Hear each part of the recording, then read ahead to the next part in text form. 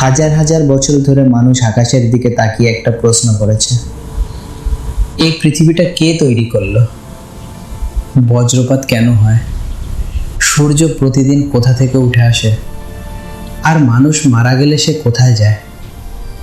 এই প্রশ্নগুলোর উত্তর খুঁজতেই জন্ম হয়েছিল পৃথিবীর প্রথম দেবতার গল্প।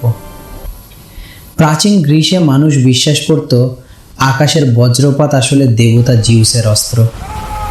ভারতের প্রাচীন কাহিনীতে বজ্রের দেবতা ছিলেন ইন্দ্র।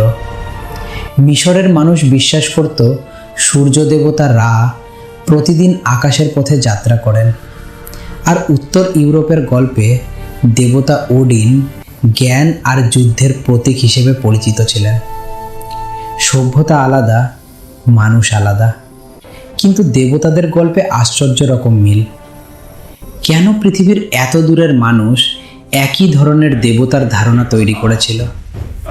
মানুষ কি সত্যিই দেবতাদের দেখেছিল, নাকি মানুষের ভয়, বিস্ময় আর কল্পনা থেকেই জন্ম নিয়েছিল এইসব মাইথোলজির গল্প? মানব সভ্যতার ইতিহাসে ছড়িয়ে আছে অসংখ্য কিংবদন্তি, বিশ্বাস আর দেবতার গল্প। এইসব রহস্যের উৎস খুঁজতেই শুরু হচ্ছে আমাদের যাত্রা, অরিজিন অফ ফেথ।